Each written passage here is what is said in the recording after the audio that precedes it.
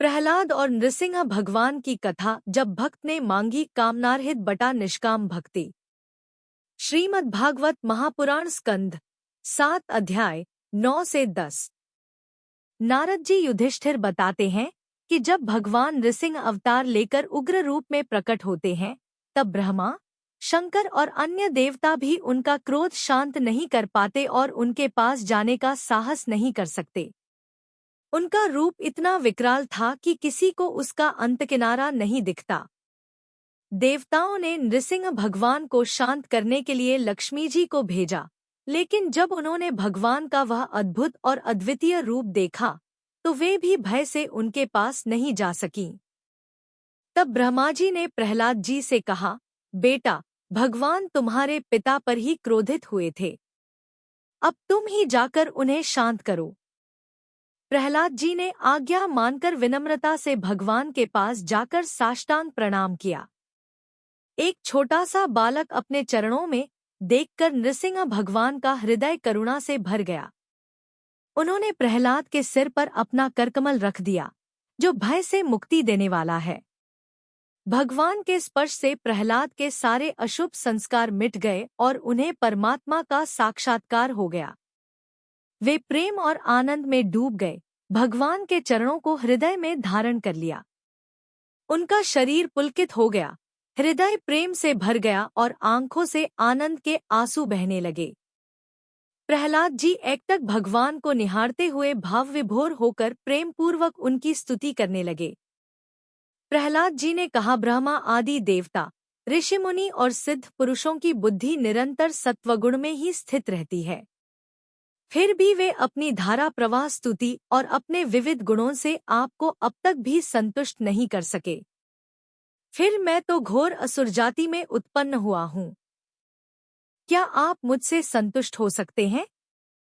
मैं समझता हूँ कि धन, कुलीनता, रूप, तप, विद्या, ओज, तेज, प्रभाव, बल, पौरुष, बुद्धि और योग, ये सभी गुण परमपुरुष भगवान को संतुष्ट करने में समर्थ नहीं है, परंतु भक्ति से तो भगवान गजेंद्र पर भी संतुष्ट हो गए थे।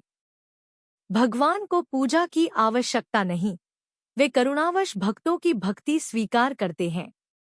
इसलिए मैं अयोग्य होते हुए भी भगवान की महिमा गा रहा हूँ, क्योंकि यही भक्ति जीव को संसार से पवित्र कर देती है। वे जगत के कल्याण हेतु विविध अवतारों से लीलाएं करते हैं। जिस असुर को मारने के लिए आपने क्रोध किया था, वह मारा जा चुका। अब कृपा करके अपना क्रोध शांत करें। जैसे सांप और बिच्छू की मृत्यु से सब सुखी होते हैं, वैसे ही इस दैत्य के मारे जाने से सबको आनंद मिला है। भक्तजन अब आपके शांत रूप के दर्शन के लिए आतुर हैं। प्रहलाद जी विनती करते हैं, हे प्रभु, आपका भयावह रूप देखकर भी मैं नहीं डरता, क्योंकि मेरा भय संसार के दुखदायी चक्र से है। मैं अपने कर्मों में फंसा हुआ इस जन्म मृत्यु के चक्कर में भटक रहा हूँ।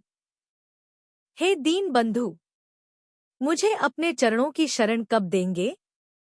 मैंने हर योनि में दुख ही भोगा है और दुख मिटाने के उपाय भी दुखद ही निकले। अब आप मुझे ऐसी भक्ति का साधन दीजिए जिससे मैं आपकी सेवा में लग जाऊं। आप हमारे परम प्रिय, बिना कारण उपकार करने वाले सच्चे सुहृद हैं और सबके आराध्य हैं। मैं आपकी लीलाओं का गुणगान करता हुआ संसार के दुखों से सहज ही पार हो जाऊंगा, क्योंकि आपके चरणों में स्थित महात्माओं का संग मुझे मिलता रहेगा। इस संसार में कोई भी उपाय बिना आपकी कृपा के किसी का रक्षण नहीं कर सकता। ब्रह्मा से लेकर अन्य समस्त कर्ता जो कुछ भी करते हैं, वह सब आपकी ही प्रेरणा, सामग्री और शक्ति से होता है। संपूर्ण जगत और उसकी क्रिया प्रक्रिया वास्तव में आप ही है। प्रहलाद जी कहते हैं, जब पुरुष की अनुमति से काल माया में हलचल करता है, तब माया मन और इंद्रियों वाला लिंग शरीर रचती है, जो अविद्या का जाल है। यह ही संसार चक्र है, जिसे कोई भी भगवान से भिन्न पुरुष पार नहीं कर सकता। माया मुझे इस संसार रूपी चक्र में पीस रही है। आप सर्वज्ञ और सर्वशक्तिमान हैं, कृपा करके मुझे अपनी शरण में ले लीजिए। मैंने स्वर्ग की आयु, लक्ष्मी और ऐश्वर्य देख लिए हैं, जो उनके पिता के क्रोध से भी डोल जाते थे। लेकिन वह सब नश्वर है, काल उन्हें निगल चुका है। मुझे न स्वर्ग चाहिए, न भोग। अब आप मुझे अपने भक्तों की संगति में ले चलें, यही मेरी प्रार्थना है। विषय भोग सुनने में अच्छे लगते हैं, पर वास्तव में मृगतृष्णा जैसे झूठे और शरीर रोगों का घर है। फिर भी मनुष्य इन क्षणिक सुखों के पीछे भागता है, जैसे मधु के छोटे छोटे कणों से तृप्ति पाना चाहता हो। भगवान सबके आत्मा और अकारण प्रेमी हैं, इसलिए उनमें कोई भेद नहीं, लेकिन उनकी कृपा सेवा और भक्ति से ही प्राप्त होती है, जन्म से नहीं। यह संसार अंधेरे कुएं जैसा है, जिसमें कालरूपी सर्प डंसने को तैयार रहता है। मैं भी गिरने वाला था, पर नारद जी ने बचा लिया। इसलिए मैं कभी भी आपके भक्तों की सेवा नहीं छोड़ सकता। जब मेरे पिता ने अन्यायपूर्वक मुझे मारने के लिए तलवार उठाई और चुनौती दी कि अगर कोई और ईश्वर है तो तुझे बचा ले, तब आपने ही मेरी रक्षा की और उसका वध किया।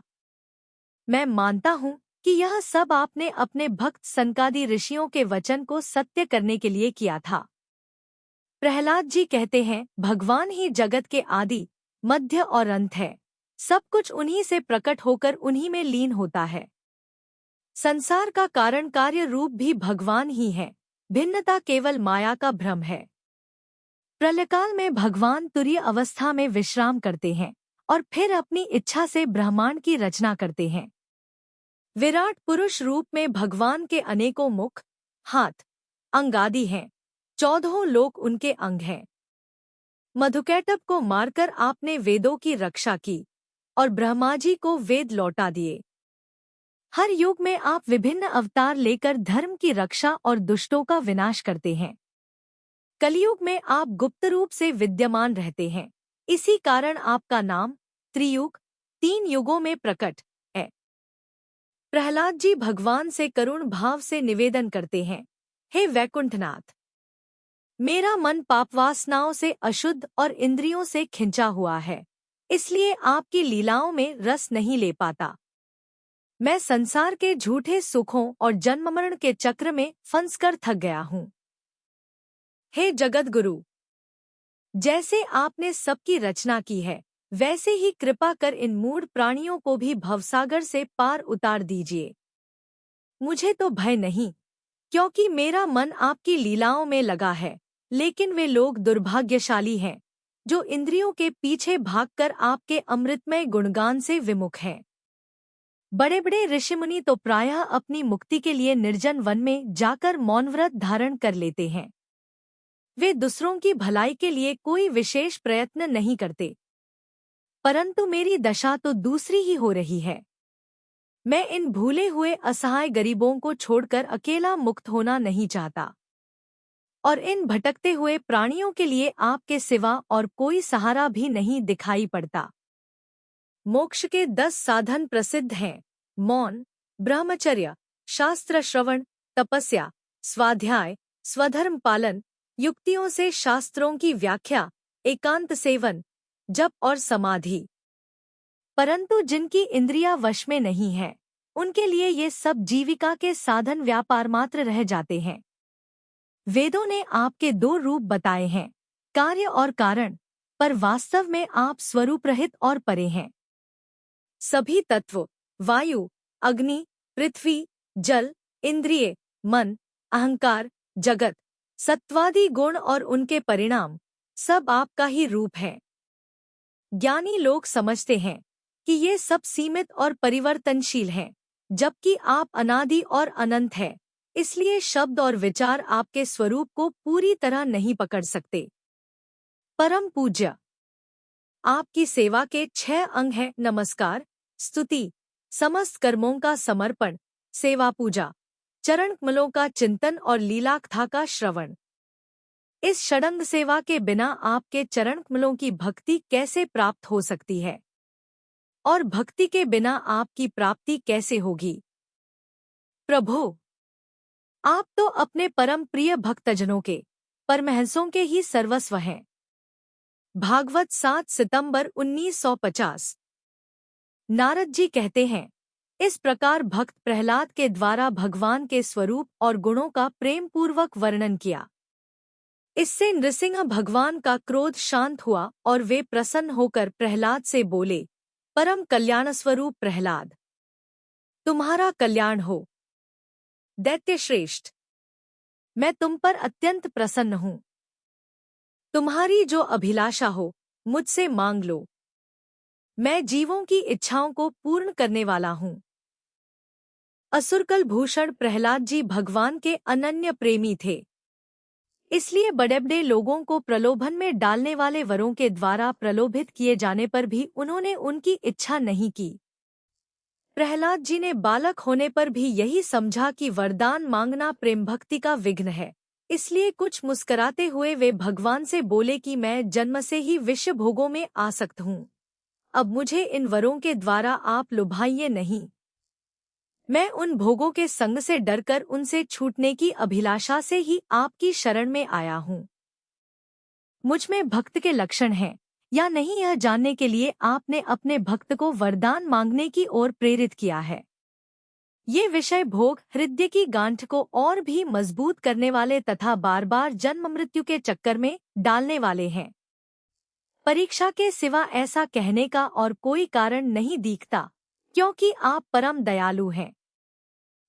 अपने भक्त को भोगों में फंसाने वाला वर कैसे दे सकते हैं? आपसे जो सेवक अपनी कामनाएं पूर्ण करना चाहता है, वह सेवक नहीं, वह तो लेन देन करने वाला निरा बनिया है। जो स्वामी से अपनी कामनाओं की पूर्ति चाहता है, वह सेवक नहीं, और जो सेवक से सेवा कराने के लिए, उसका स्वामी बनने के लिए उसकी कामनाएं पूर्ण करता है, वह स्वामी नहीं। भागवत 7 अक्टूबर 2005। मैं आपका निष्काम सेवक हूँ और आप मेरे निरपेक्ष स्वामी हैं। जैसे राजा और उसके सेवकों का प्रयोजनवश स्वामी सेवक का संबंध रहता है, वैसा तो मेरा और आपका संबंध है नहीं। मेरे वरदानी शिरोमणि स्वामी, यदि आप मुझे मुहमांगा वर देना ही चाहते हैं, तो यह वर दीजिए कि मेरे हृदय में कभी किसी कामना का बीज अंकुरित ही न हो। भागवत 7 अक्टूबर 2007। हृदय में किसी भी कामना के उदय होते ही इंद्रिय, मन, प्राण, देह, धर्म, धैर्य, बुद्धि, लज्जा, श्री, तेज, स्मृति और सत्य ये सबके सब नष्ट हो जाते हैं। भागवत 7 अक्टूबर 2008। कमलनयन, जिस समय मनुष्य अपने मन में रहने वाली कामनाओं का परित्याग कर देता है, उसी समय वह भगवत स्वरूप को प्राप्त कर लेता है। भागवत 7 अक्टूबर 2009। भगवन, आपको नमस्कार है। आप सबके हृदय में विराजमान उदार शिरोमणि स्वयं परब्रह्म परमात्मा है। अद्भुत नृसिंह रूपधारी श्रीहरि के चरणों में मैं बार बार प्रणाम करता हूँ। भागवत 7 अक्टूबर 2010। श्री नृसिंह भगवान ने प्रहलाद जी से कहा कि सच्चे एकांत भक्त कभी भी लोक या परलोक की कोई भी कामना नहीं करते। फिर भी मेरी प्रसन्नता के लिए तुम एक मनवंतर तक दैत्यराज्य के सारे भोग स्वीकार करो। तुम अपने हृदय में निरंतर मुझे देखते रहो, मेरी प्रिय लीलाओं को सुनते रहो और समस्त कर्मों के द्वारा मेरी ही आराधना करना और इस प्रकार अपने प्रारब्ध कर्म का क्षय कर देना। भोग के द्वारा पुण्य कर्मों के फल और निष्काम पुण्य कर्मों के द्वारा पाप का नाश करते हुए समय पर शरीर का त्याग करके समस्त बंधनों से मुक्त होकर तुम मेरे पास आ जाओगे। देवलोक में भी लोग तुम्हारी विशुद्ध कीर्ति का गान करेंगे। भागवत 7 अक्टूबर 2013। प्रहलाद जी ने भगवान से अपने पिता के उद्धार की प्रार्थना की, जिन्होंने अज्ञानवश भगवान की निंदा की थी। उन्होंने कहा कि यद्यपि भगवान की दृष्टि से वे शुद्ध हो चुके हैं, फिर भी उनका दोष पूर्णतः मिट जाए, यही वे वर मांगते हैं। श्री नृसिंह भगवान ने उत्तर दिया कि तुम्हारे पिता तो तर ही गए, यदि उनकी 21 पीढ़ियां भी होती तो वे भी तुम्हारे जैसे पवित्र भक्त पुत्र के कारण उद्धार पा जाती। मेरे शांत समदर्शी और सुख से सदाचार पालन करने वाले प्रेमी भक्तजन जहां जहां निवास करते हैं, वे स्थान चाहे कीकट ही क्यों न हो, पवित्र हो जाते हैं। भागवत 7 अक्टूबर 2019। नारद जी कहते हैं, युधिष्ठिर, भगवान की आज्ञा के अनुसार प्रहलाद जी ने अपने पिता की अंत्येष्टिक्रिया की। इसके बाद श्रेष्ठ ब्राह्मणों ने उनका राज्याभिषेक किया। ब्रह्मा जी ने नृसिंह भगवान की स्तुति कर कहा कि मैंने ही हिरण्यकशिपु को वर दिया था कि कोई प्राणी उसे न मार सके, इसी से वह अहंकारी बन गया। सौभाग्य है कि उसका भक्त पुत्र प्रहलाद आपकी शरण में है। आपके इस नृसिंह रूप का ध्यान करने से मनुष्य सभी भय से मुक्त हो जाता है। भगवान ने उत्तर दिया, ब्रह्मा जी, आगे से क्रूर दैत्यों को ऐसे वर मत दीजिए, क्योंकि यह तो ऐसा है जैसे सांप को दूध पिलाना। इतना कहकर वह वहीं अंतर्धान हो गए। इसके बाद प्रहलाद जी ने भगवत स्वरूप ब्रह्मा शंकर की तथा प्रजापति और देवताओं की पूजा करके उन्हें माथा टेक कर प्रणाम किया। तब शुक्राचार्य आदि मुनियों के साथ ब्रह्मा जी ने प्रहलाद जी को समस्त दानव और दैत्यों का अधिपति बना दिया और वे लोग अपने अपने लोकों को चले गए।